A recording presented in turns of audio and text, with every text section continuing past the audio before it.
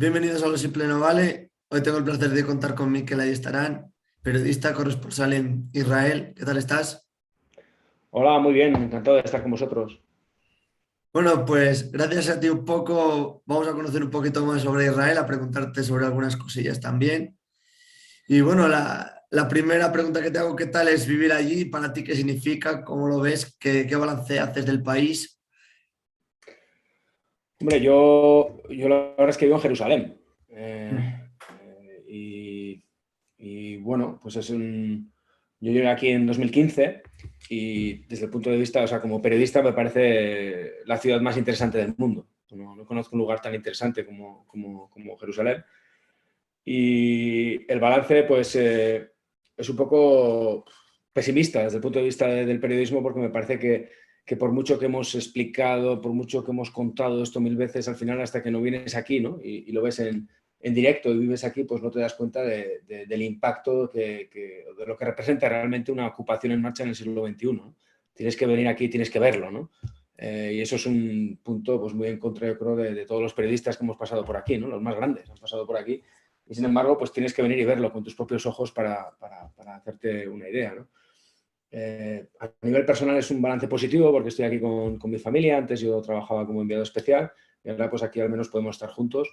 Y además, si antes he dicho que es un lugar muy interesante, también lo considero un lugar muy seguro, ¿no? Para poder vivir con tu familia en lo que es ahora mismo Oriente Medio. ¿Cómo es la calidad de vida allí? Bueno, calidad de vida tenemos en España, ¿no? Eso es lo que, eso es lo que te das cuenta cuando sales de España, ¿no? La enorme calidad de vida que hay en nuestro país, ¿no? Aquí, bueno, es una ciudad enormemente cara, diría yo. Diría no, es así. El shekel, la moneda local, es muy fuerte en comparación con el euro y el dólar. Por lo tanto, bueno, pues prácticamente tienes alquileres como los que se pueden pagar en Manhattan. El precio del café pues es 3 veces que el precio en España o 4 veces, depende del lugar. No sé, en el día a día te das cuenta que eso que es una ciudad muy cara, ¿no? Para los estándares que estamos nosotros acostumbrados y sobre todo que no te da lo que pagas, ¿no? Tú pagas una pasta por muchas cosas que realmente lo que recibes a cambio no es, ¿no? Y aquí pues un poco bromean diciéndote que es el peaje por estar en Tierra Santa, ¿no? Es el peaje del Holy Land, es lo que te dicen. Pero luego pues tiene una cosa que yo siendo del País Vasco pues no había conocido hasta que he venido aquí, ¿no? Que es el buen tiempo, el sol. Y la verdad, el gran secreto que tiene Jerusalén como calidad de vida es su clima, ¿no? Es un clima maravilloso para poder vivir y, y yo creo que también una cosa que a mí me llama aquí mucho la atención es el cielo, ¿no? La luz de esta ciudad. Es algo que yo no he visto nada igual. Claro, el COVID también que está en la actualidad en todo el mundo. ¿En qué momento se encuentra allí? Pues en un momento muy malo, pues como en otros países, ¿no? Aquí ha pegado con fuerza. Es verdad que Israel fue el primer país en empezar a vacunar a su población. Sin embargo, el proceso de inmunización no va como las autoridades soñaron en su día. Fueron muy rápidos, pero se ha estancado, ¿no? Se ha estancado en dos niveles. En el nivel hay una resistencia fuerte en la sociedad a la tercera dosis, a la dosis de refuerzo, que es muy importante para hacer frente a Omicron. La vacunación infantil tampoco ha triunfado entre los niños de 5 a 10, 5 a 11, perdón. Y luego pues hay dos sectores de población, como es los judíos ultraortodoxos y como son los palestinos, donde los niveles de vacunación pues tampoco han alcanzado los niveles deseados por las autoridades, ¿no? Con lo cual, los números ahora pues son preocupantes a nivel de contagios, como ha pasado en todo el mundo con la entrada de Omicron. No hemos llegado al pico de la ola, pero pues como pasa en otros lugares, ¿no? La presión hospitalaria no es tan fuerte como sería si no tuviéramos la vacuna, ¿no? También, ¿qué tal lleva la política Isaac Herzog, el presidente de Israel? Viniendo de Netanyahu, no sé si son un poco, ¿en qué se diferencian? ¿Cómo está gestionando este presidente? Bueno, aquí el presidente no manda, es un cargo, digamos, decorativo, como puede ser el rey en España, ¿no? Es una cosa simbólica, digamos, un puesto simbólico. Aquí, digamos, el que ha sido el reemplazo de Netanyahu es Naftali Bennett, creando un gobierno auténticamente Frankenstein que está sostenido, para que os hagáis una idea, por un partido islamista. Esto es algo inédito, ¿no? en la historia del Estado judío. Pero bueno, ahí va, ¿no? Ahí va y ha conseguido algo que, bueno, yo no, a mí si me dices 5 minutos antes que se iba a formar un gobierno así, no me lo habría creído, ¿no? Pues bien, aquí están y sobre todo han conseguido algo que parecía increíble, ¿no? Que era acabar con el mandato de Benjamin Netanyahu. Se unieron todas las fuerzas anti-Netanyahu para acabar con él y un poco pues el cambio que tenemos, pues muchas veces yo lo comparo a la situación que tienen los colegas en Washington desde que se fue Trump, ¿no? Netanyahu la verdad es que era una figura que monopolizaba la información, daba titulares constantemente y, bueno, pues era un animal político, un animal político y mediático, ¿no? Y ahora mismo no. El perfil de Naftali Bennett es un perfil mediático mucho más bajo, no tiene ni los galones ni la oratoria, o sea, no es Netanyahu, está a muchos años luz de Netanyahu, pero por otro lado yo he visto que, sobre todo a nivel social, ha descendido mucho la crispación, ¿no? La crispación social. Netanyahu era una persona que había conseguido dividir no solamente ya a lo que son palestinos e israelíes, sino a los propios israelíes. Yo creo que una de las grandes herencias que vamos a tener de Bibi es precisamente esa fuerte división interna, ese cisma interno entre la población israelí, ¿no? Y eso es algo que por lo menos ahora vemos, eso se ha calmado en las calles. Pero ¿cómo está también un poco la relación sobre Estados Unidos? Un poco que me cuentes cuando ha sido un principal aliado, por así decirlo, de Israel. Siempre, vamos, digamos que Israel es una estrellita más de la bandera de Estados Unidos, no hay cambios. Puede haber cambios de formas. Blinken, el secretario Blinken no es Pompeo, lógicamente, y Joe Biden no es Donald Trump. Joe Biden no ha venido a Israel en un año cuando Donald Trump fue el primer viaje que hizo en su primera gira fue en Arabia Saudí e Israel, ¿no? Han cambiado las formas, pero en el fondo es lo mismo. En el fondo es absolutamente lo mismo y es un apoyo total y absoluto a Israel, ¿no? Es un aliado sin fisuras, ¿no? Con lo cual sí puede haber un cambio de formas, pero en el fondo es absolutamente una política continuista, ¿no? Como lo ha sido las últimas administraciones de Estados Unidos. Claro, y también muy importante de Israel que depende mucho de las importaciones, ¿no? Sí, sí, depende de las importaciones, claro. Esto es un país isla, digamos, ¿no? Aquí Sí. en Oriente Medio, sí, sí, depende mucho de las importaciones, pero bueno, también tiene una producción nacional importante, ¿no? En muchos campos, con lo cual, bueno. Bueno, y ahora vamos a centrarnos un poco también sobre este conflicto que siempre tienen Israel y palestinos, en qué momento se encuentra actualmente. Bueno, se encuentra en un momento, yo creo que ya de no retorno, ¿no? Aquí no hay. Quiero decir que toda esta teoría de los dos estados en los cuales se ha estado trabajando en los últimos años, pues realmente no se ve sobre el terreno. Aquí hay un solo estado, desde el río Jordán hasta el mar, que es Israel, y el problema es que es un solo estado con dos pueblos diferentes, ¿no? Están operando dos regímenes diferentes, pero solamente hay un estado, ¿no? Que es el estado israelí, y hay cero voluntad política por parte de la comunidad internacional para que eso cambie. No solamente hay palabras, pero no hay hechos. El único país que podría cambiar esta dinámica es Estados Unidos, y como hemos dicho antes, pues la agenda, digamos, de Estados Unidos es la agenda de Israel, ¿no?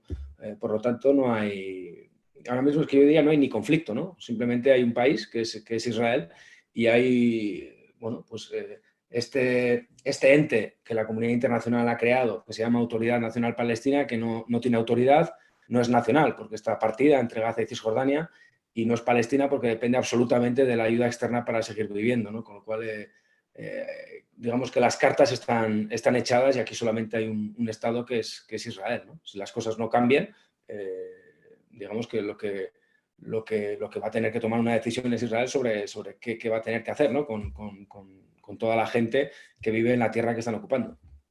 Ah, porque cada poco siempre se ve algún enfrentamiento, algún ataque o de un bando o de otro, ¿no? Es cada poco. Bueno, claro, esto es una. Bueno, digamos que aquí hay un conflicto, aquí hay un problema que no se afronta, no se soluciona. Entonces, mientras que no se afronte no se dialogue de verdad para solucionarlo, vamos a tener episodios sistemáticos de violencia, ¿no? Como ocurre, yo creo, en cualquier parte del mundo que haya una colonización en marcha, ¿no? Es lo que hay aquí y lo vamos a seguir teniendo, ¿no? El foco principal o el de mayor tensión siempre es Gaza, porque ahí hay un movimiento armado que se llama Hamas, que recurre a la lucha armada para luchar contra la ocupación. En Cisjordania no hay lucha armada, no hay lucha armada y desde la autoridad nacional, además, rechaza, ¿no? El uso de las armas para enfrentarse a Israel desde la llegada de Mahmoud Abbas. hay, digamos, lobos solitarios que pueden operar de una manera o de otra, pues haciendo, pues con un, no sé, se han utilizado armas ligeras, pero normalmente los ataques o son a través de cuchillos o atropellos, hay este tipo de cosas, pero digamos que la resistencia armada es la que se tiene, la que tienen desde Gaza, ¿no? Esos son los episodios más frecuentes.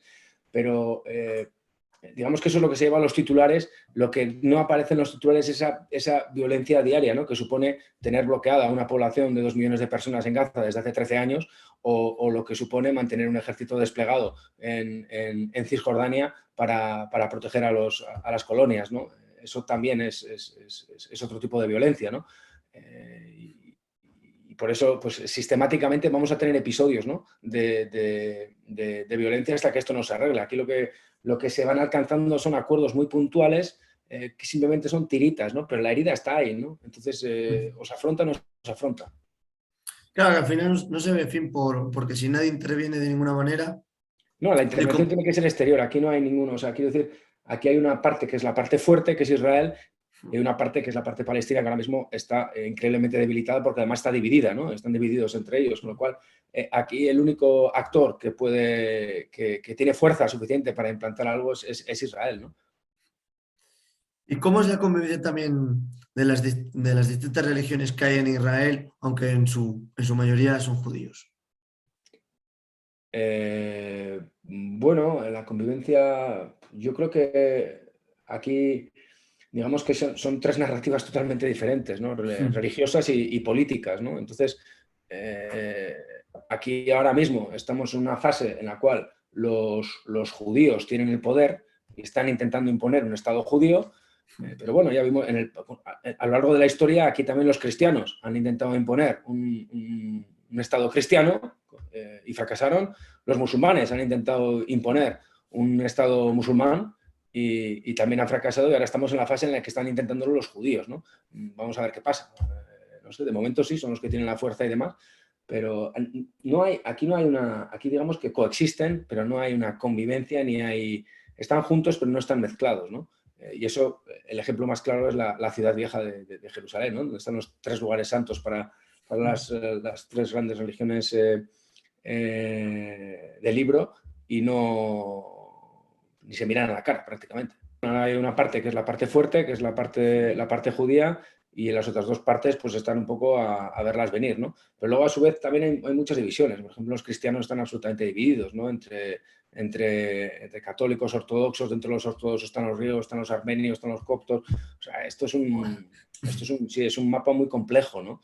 Pero bueno, no, ahora mismo o sea, no es que no haya pacto de agresión o no agresión. Aquí cada uno marca su territorio, se aferra a sus piedras todo lo que puede, y todo el mundo trata de justificar que es el primero en algo, ¿no? Entonces, bueno... pero bueno, esto yo no lo veo como el conflicto que tenemos aquí abierto ahora mismo. Yo no lo veo como un conflicto religioso entre judíos o musulmanes y cristianos, ¿no? Esto es un conflicto por la tierra puro y duro. Aquí se crea un país que no existía, que es el Estado de Israel, y después empiezan a llegar mayoritariamente judíos, o bueno, gente que se presenta como judío, y bueno, luego se crea toda esta narrativa, ¿no? Bueno, que hace 2000 años vivían aquí y demás, pero bueno, lo que quieren básicamente es la tierra. Aquí es un problema por la tierra, ¿no? ¿Y qué tal relación tienen entre ellos? Bueno, yo creo que la relación se está tensando, sobre todo en ciudades como Jerusalén, donde el peso de la comunidad judía ultraortodoxa es cada vez más fuerte, ¿no? Y realmente la tolerancia brilla por su ausencia. En cualquier religión, un sector ultraortodoxo no por definición, no es tolerante, ¿no? Entonces, si tú vives entre cristianos ultras, posiblemente vas a tener problemas si tú no lo eres, y si vives entre musulmanes ultras y no lo eres, también lo vas a tener. Pues aquí ocurre lo mismo. Pasa que en esta ciudad pues tenemos barrios enteros de esta comunidad ultraortodoxa, tiene un poder político muy fuerte, sobre todo en el ayuntamiento, y la parte judía no ultraortodoxa, la parte judía laica, digamos, pues lo que está haciendo es se está yendo de esta ciudad, se están yendo. Entonces mis amigos laicos que yo conocí desde hace años, cuando pueden se van. Y ellos llaman lo que existe esta emigración negativa, le llaman ellos, ¿no? Que es esta llegada masiva de judíos ultraortodoxos que realmente están cambiando están cambiando la geografía de la ciudad, ¿no? Está cambiando. Yo creo que, como te he dicho antes, ¿no? En cualquier religión, si tú, digamos, radicalizas o si estás viviendo entre ultras de un determinado sector y tú no lo eres, pues realmente vas a tener problemas porque van a intentar imponerte sus normas del juego, ¿no? Y bueno, ya también hablando sobre, en conversaciones anteriores que hemos tú y yo hablado un poco del fútbol, que a mí me gusta mucho que entrenen a niños, también me gustaría un poco que me contaras cómo es el fútbol allí, cómo se vive. Cuéntame un poquito también sobre ello. Eh, ¿A nivel profesional o a nivel escolar? Las dos cosas, yo creo que a nivel escolar que es donde un poco estamos más metidos en ello. Pues a nivel escolar, para mí es una enorme frustración, ¿no? Yo soy muy futbolero y sobre todo creo mucho en el valor que tiene para los niños en su educación el hecho de formar parte de un equipo, tener un rol en ese equipo, aprender a competir a la hora de enfrentarte con otras escuelas, con otros niños. A mí me parece que ahí se aprende mucho. Yo al menos aprendí mucho ahí, ¿no? Aprendí mucho. Para mí fue una escuela también el fútbol. Yo jugué hasta los juveniles, ¿no? Aquí no hay. Yo te digo en Jerusalén, ¿no? Yo sé que en Tel Aviv serán situaciones diferentes, pero en Jerusalén no hay fútbol escolar, por ejemplo, no hay ni fútbol, ni baloncesto, ni nada, no hay deporte escolar y claro, pues, yo llevo 7 años como pues intentando entrenar a mí, sobre todo porque quería que mis hijos tuvieran esa experiencia, ¿no? Con lo cual, pues yo y otros padres nos dedicamos los sábados a la mañana, 2, 3 horas, a coger a los niños, los llevamos aquí a unos campos de fútbol que están muy bien y entrenamos y jugamos con ellos, hacemos equipos y tratamos que tengan esa sensación al menos durante 3 horas a la semana, ¿no? Pero bueno, conseguir organizar partidos es un parto, ¿no? Y cada Joder. vez que consigues, pues no sé, por ejemplo, para que te hagas una idea, la última vez en la Ciudad Vieja intenté hacer un partido, jugamos con la escuela armenia y cuando yo propuse abrirlo a otras escuelas, pues había escuelas que solamente jugaban con escuelas cristianas, ¿no? Me decían, no, nosotros solamente Joder. jugamos con niños cristianos. Joder. Yo tengo en el equipo noruegos, suecos, son niños de escuela internacional, que yo no sé ni si son cristianos, nunca les he preguntado. Pero bueno, y luego pasa lo mismo, ¿no? No hay, por ejemplo, competición es imposible ver partidos entre equipos de escuelas del este y los de Jerusalén Este con los de Jerusalén Oeste. No hay. O sea, yo siempre le llamo la no ciudad, ¿no? Esto es una no ciudad. Por lo menos hay 4 Jerusalenes diferentes, ¿no? Está el Jerusalén ultraortodoxo, judío, laico, el Jerusalén laico, en la parte occidental, está el Jerusalén de la parte oriental, que es el Jerusalén árabe, musulmán y cristiano, y después está la Ciudad Vieja, que a su vez tiene 4 barrios, ¿no? Entonces, es muy difícil. Luego, además, también es un lío con los calendarios, porque las escuelas musulmanas tienen fiesta el viernes y el domingo, las escuelas judías el viernes y el sábado, y nosotros, en la escuela internacional y las escuelas católicas, tenemos escuelas cristianas, perdón, sábado y domingo. Con lo cual, ¿tú cuándo organizas aquí partidos, no? Es un guirigay, sí, es un follón, ¿no? Y se pierde mucho. Yo creo que el deporte sí tiene muchas posibilidades, ¿no? de unir, más que de separar. Sin embargo, aquí, bueno, aquí ni se ha puesto en práctica ni parece que se vaya a intentar, ¿no? En natación sí que he visto algo más de avance, mi hija nada, y sí que hay equipos que son mixtos, o sea, con presencia judía, presencia palestina, pero quizás también porque es un deporte individual, tú estás nadando y ahí vas, ¿no? Ahí vas nadando y nadie te va a decir nada. Pero el fútbol es una pena, es una pena. Me da muchísima pena, pero no consigo dar con la tecla Joder. y he rajado la toalla, ¿no? Pero bueno, yo sigo llevando a los chavales cada vez que puedo, ¿no? Y cada vez que consigo, veo a alguien, algún equipo en alguna escuela, a mí independientemente sea musulmana, sea judía, sea cristiana, yo lo que trato de buscar es eso, ¿no? Buscar que los niños tengan esas sensaciones, ¿no? Que te puede dar la competición. Claro, la duda que se me presenta a mí es, por ejemplo, si en la base están así, luego para llegar a la élite o ser profesional, siendo de allí, será complicadísimo. Porque si la Al base no revés, la trabajas. al revés, al revés. ¿Sabes lo que pasa aquí? Yo conozco a Paco Ayestarán, no sé si te suena, es un entrenador Sí, de mi estuvo en el pueblo. Valencia. Sí, que fue fue mi profesor de gimnasia, además, y mi Ostras. entrenador en el Beasain. Y este hombre, cuando llegamos aquí nosotros el primer año, 2015, era el entrenador del Maccabi Tel Aviv, que es el Sí, Real Madrid sí, de sí. Israel. Entonces, este hombre me decía que, bueno, ellos no tienen equipos base, ¿no? Esto no es Tubieta, aquí no hay las estructuras que podemos tener en España, ¿no? Pero me decía que basta que alguien destaque mínimamente, sube muy fácil de categoría, los van subiendo muy fácil porque no hay prácticamente competencia, ¿no? Claro. Entonces, esto lo que se había encontrado eran jugadores vagos, jugadores que habían subido prácticamente sin competencia y habían ido escalando niveles muy rápido en cuanto tenían unas dotes que quizás en Europa pues no habrían pasado de una preferente o de un, no sé, se habrían quedado en un nivel intermedio bajo, ¿no? Aquí, sin embargo, pum, dan el salto, ¿no? Sí. Y luego, pues te das cuenta, no sé, yo cuando estaba Paco, pues sí que iba a haber partidos, ¿no? Pues es otra velocidad, ¿no? Juegan una velocidad mucho más lenta, pero sí que te encuentras siempre algún habilidoso, es algo muy esto es algo muy oriental, ¿no? No Sí. sé, ahí está la excepción, por ejemplo, Salah, ¿no? Tienes al Mohamed Salah, que es, digamos, el icono ahora mismo del Sí, fútbol sí, de sí. Oriente Medio, ¿no?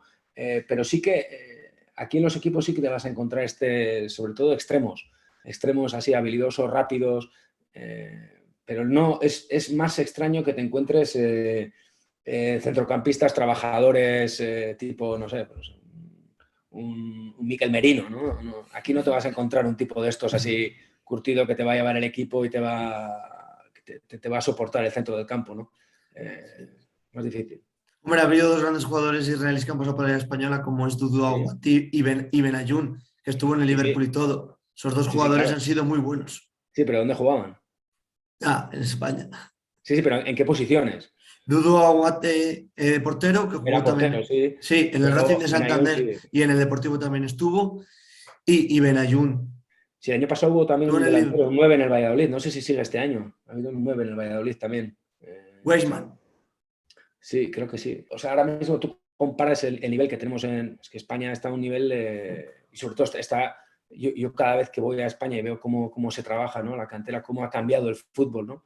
Son auténticos atletas, ¿no? Lo que está llegando ya al primer nivel. Y aquí lo que decía Paco es que no tenía eso, ¿no? A nivel de dietistas, a nivel de cuidado de los futbolistas, es otro rollo, ¿no? No estamos hablando de una liga de ese nivel, ¿no? Y ya por acabar un poco, te quería preguntar, ya que hemos hablado un poco sobre Pero otra cosa quiero decir, el fútbol es auténtica pasión, aquí es religión también, ¿eh? Ostras. O sea, la gente se desvive, lo que es Real Madrid, Barcelona, sobre todo es algo, es tremendo, o sea, son muy, muy, muy futboleros, pero son más futboleros de ver que de jugar. Ostras. Y ya te quería preguntar un poco, hemos hablado lo del escolar, sobre el deporte, pero ya te quería preguntar por el sector de la educación también. Teniendo tantas, como has dicho tú, religiones diferentes conviviendo, ¿cómo es un poco la educación allí? Pues mira, la verdad es que aquí me pillas. Yo cuando vine aquí sí que hice una exploración porque tengo dos niños que vinimos aquí cuando tenían 3 y 6 años y al final yo opté por la decisión más cómoda, entre comillas, que era meterlos en un colegio internacional, pero yo no sé el tiempo que voy a estar aquí. Entonces, el sistema internacional te permite moverlos de un país a otro, de una escuela a otra, muy fácil, ¿no? Y sobre todo porque es en inglés. Entonces, Hmm. vamos a poder viajar a cualquier sitio del mundo porque ellos están alfabetizados en inglés. Pero no tengo el conocimiento como para poderte explicar el sistema educativo, no lo sé. Pero sí que sé que el que tienen, digamos, que hay también modelos diferentes, ¿no? Una cosa, y modelos religiosos, modelos no religiosos, Tiene que- menos religiosos, más religiosos, Hmm. sobre todo eso entre los judíos. Y después en el lado árabe hay una cosa hay una constante que se repite en todo Oriente Medio, y es un detalle, por ejemplo, que te llama mucho la atención en Gaza, ¿no? Las escuelas más importantes en Oriente Medio, las universidades más importantes han sido cristianas. La educación ha estado en manos de cristianos, ¿no? Y, por ejemplo, en Gaza, las autoridades de Hamas a sus niños, los niños pequeños van a una escuela cristiana, ¿no? Eso es algo que te puede llamar la atención, pero es algo que estaba muy metido, ¿no? en esta región, ¿no? Algo en Israel, por supuesto, no pasa. La gente va a escuelas judías, pero sí que en el resto de países pues te lo vas a encontrar en Siria, te lo encuentras en Líbano, te lo encuentras aquí en Palestina también, ¿no? Es el peso de lo que es toda esta herencia, ¿no? Educativa de los modelos cristianos ha tenido mucho impacto y sobre todo entre las élites, ¿no? Entre las élites árabes. Pues Miquel, no sé si quieres añadir algo más.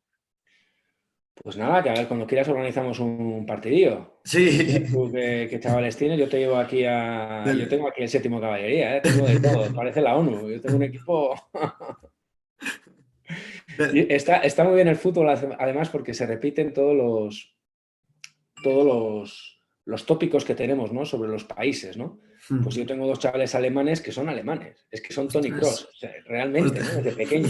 Luego, pues tienes tienes también a los palestinos, tengo 3 delanteros palestinos, que yo en 5 años no paso un balón. Ellos son ellos y la portería. Tienes el italiano, que está todo el día en el suelo, que le duele algo. Tienes el brasileño habilidoso. Y luego tienes españoles, portugueses, que tú les ves que tienen otra forma de jugar, de entender el fútbol, ¿no? Sin más, o sea, es muy bonito. A mí me gusta mucho hacerlo, ¿no? Como terapia también, después de estar toda la semana currando, Claro. juntarme ahí con los niños y echar un fútbol lo más serio que podamos, ¿no? Pero nunca, siempre teniendo en cuenta, ¿no?, que lo que tenemos en España y lo que tienen nuestros niños en España es un privilegio. Correcto. Pues bueno, Miquel, pues muchísimas gracias y ya nos veremos en otra ocasión a hablar de más temas. Cuando tú quieras, aquí estamos. Muchas gracias, un abrazo. A ti, muy buenas. Adiós.